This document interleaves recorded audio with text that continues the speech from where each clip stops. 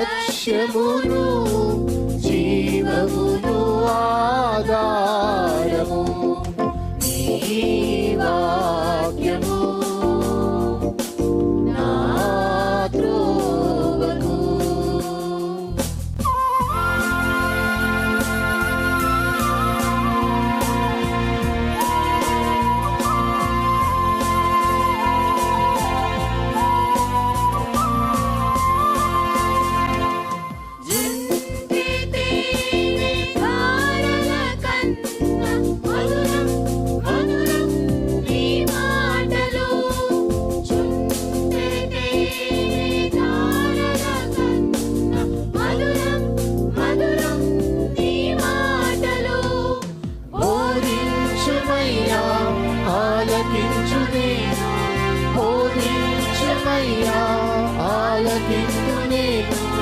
అనుసరింతునయ్యా ఆత్మశక్తితో, అనుసరింతునయ్యా.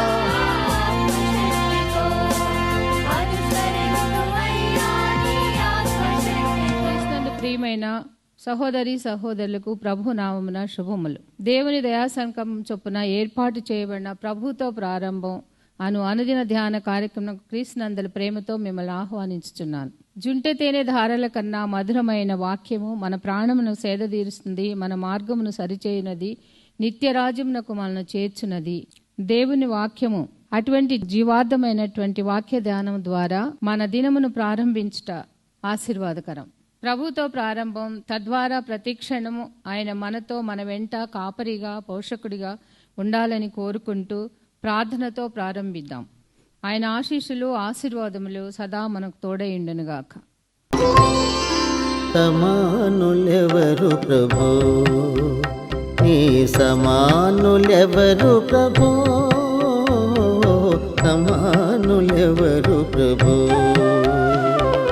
సమస్త మానవ శ్రమానుభవము, సమస్త మానవ శ్రమానుభవము తకించి వకించి ప్రేమించగలని సమానులెవరు ప్రభో, ఈ సమానులెవరు ప్రభో, సమానులెవరు ప్రభో.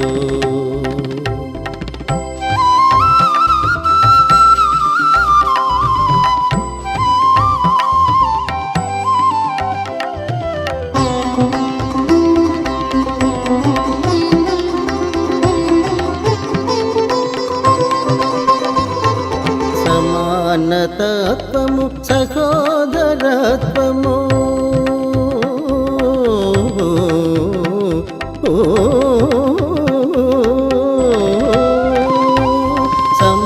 సమానతత్వము సహోదరత్వము సమంజసముగాను మాకు తెలుపని సమానులెవరు ప్రభో, ఈ సమానులెవరు ప్రభో, సమానులెవరు ప్రభో.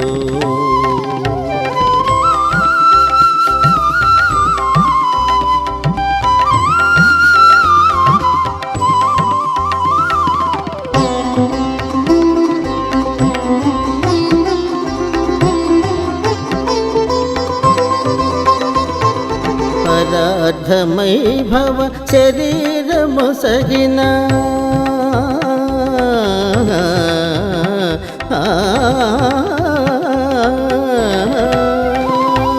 పరార్థమై భవ శరీరము సగిన పరోపకార నరావతార సమానులెవరు ప్రభో, ఈ సమానులెవరు ప్రభో, సమానులెవరు ప్రభో.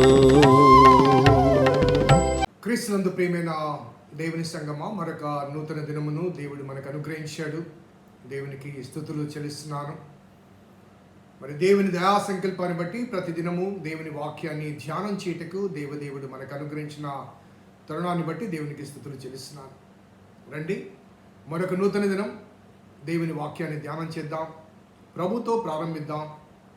ప్రభుతో ప్రారంభం, అనుదిన ధ్యానం, ఆత్మకు క్షేమం.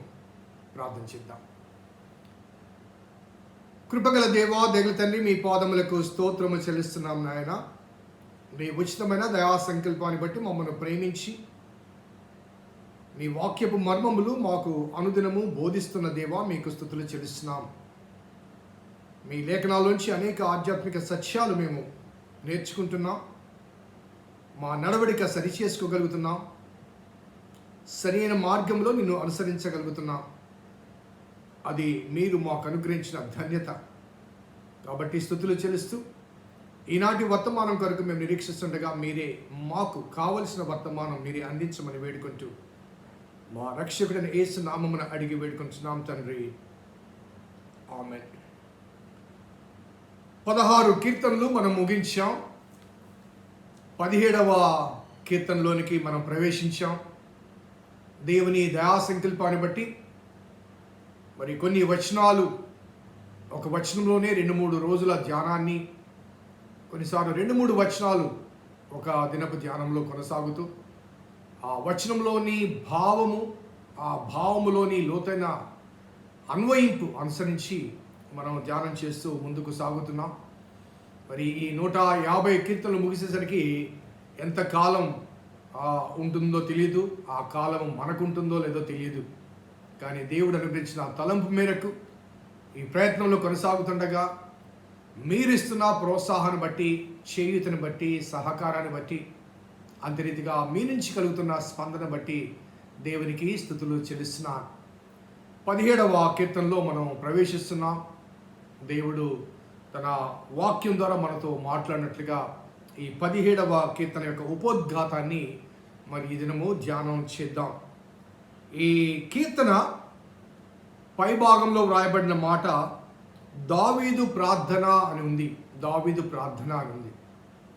ఇప్పటివరకు మనం ధ్యానం చేసిన ఈ కీర్తనలన్నీ కూడా దావీదు కీర్తన, దావీదు కావ్యము అంటూ ఆయా సమయాల్లో, ఆయా సందర్భాల్లో ఆయన ఆలపించిన లేకపోతే ఆయన రచించిన కీర్తనలు, సందర్భానుసారమైన కీర్తనలు, కొన్ని ప్రధాన గాయకునికి అర్పించిన కీర్తనలు మనకు కనబడ్డాయి. అలాగే కొన్ని కీర్తనలకు సందర్భాలు కూడా అక్కడక్కడ మనకు పొందుపరచబడ్డాయి. కానీ ఈ కీర్తనకు మనకు సందర్భం లేదు. కానీ ఈ కీర్తన ఇది కీర్తనగా కాకుండా ప్రార్థన అనే మాట వాడబడింది. ప్రార్థన అనే మాట, a prayer of David. So ఈ కీర్తనల నడుమ ప్రార్థన కూడా మరి జోడించడం నిజంగా ఆసక్తి కలిగిస్తుంది. వీళ్ళు కొంతమంది తెలిసి ఉండవచ్చు, 90వ కీర్తన కూడా అది దైవజనుడైన మోషే చేసిన ప్రార్థన అని ఉంది. అనగా కొన్ని ప్రాముఖ్యమైన ప్రార్థనాంశములు కీర్తనలుగా వారు రచించి ఆ కీర్తనలను అనగా ఆ ప్రార్థనలు కీర్తనల రూపంలో దేవుని యందు ధ్యానం చేసినట్లుగా లేకపోతే దేవునికి విజ్ఞాపన చేసినట్లుగా మనము భావించవచ్చు. సో ఈ కీర్తన ఒక ప్రార్థన. అందుకే ప్రారంభంలోనే యెహోవా న్యాయమును ఆలకించుము, నా మొర అంగీకరించుము, నా ప్రార్థనకు చెవియొగ్గుము అంటూ ప్రారంభిస్తాడు. సో మిగతా మనగా ఇప్పటివరకు మనం ధ్యానం చేసిన చాలా వాటిల్లో కూడా అవి కీర్తనలని హెడ్డింగ్ ఉన్నప్పటికీ కూడా ఆ కీర్తనల ప్రారంభం ప్రార్థన. చాలా వరకు చాలా కీర్తనల ప్రారంభం ప్రార్థనతో ప్రారంభిస్తాడు. ఆ ప్రార్థనతో ప్రారంభించి తర్వాత తన సమస్య విన్నవిస్తాడు. ఆ తర్వాత స్తుతి చెల్లిస్తాడు. తర్వాత విశ్వాసాన్ని వ్యక్తపరుస్తూ నెమ్మదిగా ఉంటాడు. ఇది దావీదు రాసిన కీర్తనల పరంపర. సో ఈ కీర్తన కూడా దాదాపుగా అటువంటిదే. కానీ ప్రార్థన అని చెప్పడానికి గల కారణం అంటే ఇందులో ప్రార్థన అంశములు అధికంగా కనిపిస్తాయి. ప్రార్థన అంశములు అధికంగా కనిపిస్తాయి. దావీదు కీర్తనలో అధిక ప్రాధాన్యత ప్రార్థనలు కనిపిస్తాయి. అదే రీతిగా అతడు ప్రార్థనాపరుడు కాబట్టే దేవుడు అతన్ని నా హృదయానుసారుడు అని పేరు పెట్టాడు. ప్రార్థనాపరుడు కాబట్టి దేవుడు అతనికి హృదయానుసారుడు, నా హృదయానుసారుడు అని పేరు పెట్టాడు. అంటే లోతుగా విశ్లేషిస్తే ప్రతి విషయంలో ప్రతి సమయంలో, ప్రతి సందర్భంలో దేవునితో సంప్రదించి, దేవునితో సంభాషించి, దేవునికి విజ్ఞాపన చేసి, దేవుని సూచనానుసారమైన రీతిగా ఆయన ముందుకు సాగడం అనేది మనకు కనబడుతుంది. గతంలో బైబిల్ స్టడీలో దావీదు జీవితాన్ని మనము ధ్యానం చేసినప్పుడు ఆ కెయిలా దగ్గర కానీ ఎక్కడ కానీ నేను యుద్ధానికి పోవుదునా అని దేవుని అడిగితే దేవుడు పొమ్మంటే పోతాడు. యుద్ధంలో జయం కలుగుతుందా అని దేవుణ్ణి అడుగుతాడు.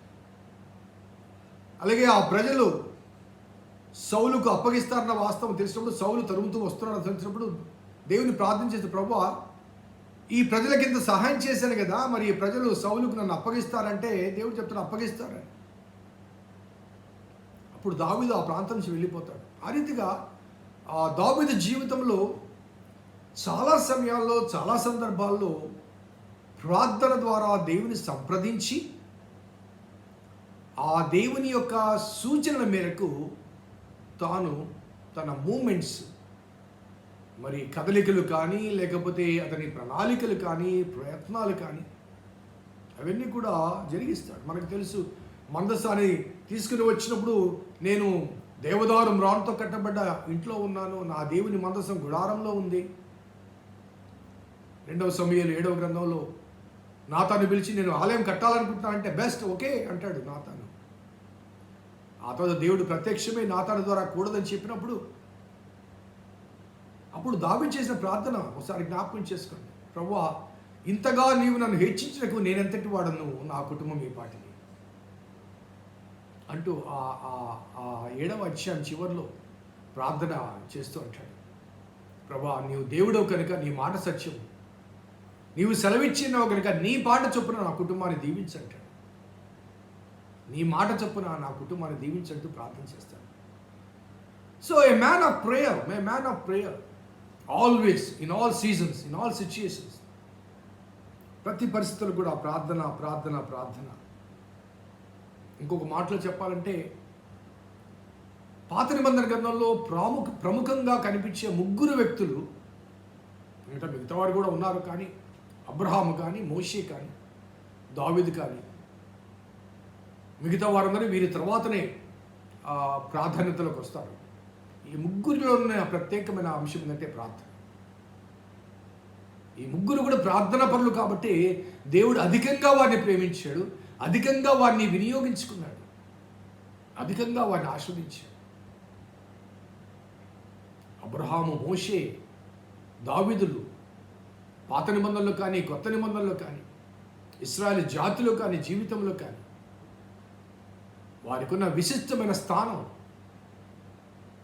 అది వర్ణించలేని స్థానం. ఆ స్థానానికి గల కారణం 3లో ఉన్న ఒక మన ప్రాథమిక అంశం ఏంటంటే ప్రార్థన ప్రార్థన ప్రార్థన ప్రార్థన.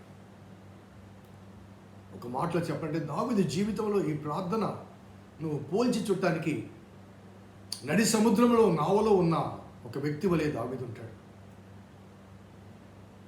అలసంద్రములో, గాలి తుఫాను మధ్య, చిమ్మ చీకట్లో ఆనాడు యేసుప్రభువు వారు గలిలయ సముద్రం మీద ఉన్నప్పుడు శిష్యులు ఏ రీతిగా మరి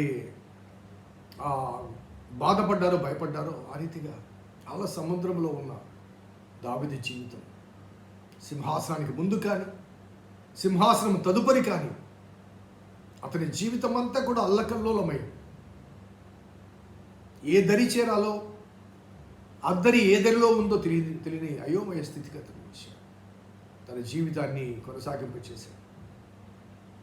కానీ ఆ అల్ల సంద్రంలో, నావలో ఎటు వెళ్ళాలో దిక్కుతోచని స్థితిగతుల మధ్య కూడా దావీదుకున్న ఏకైక చుక్కాని ప్రార్థన,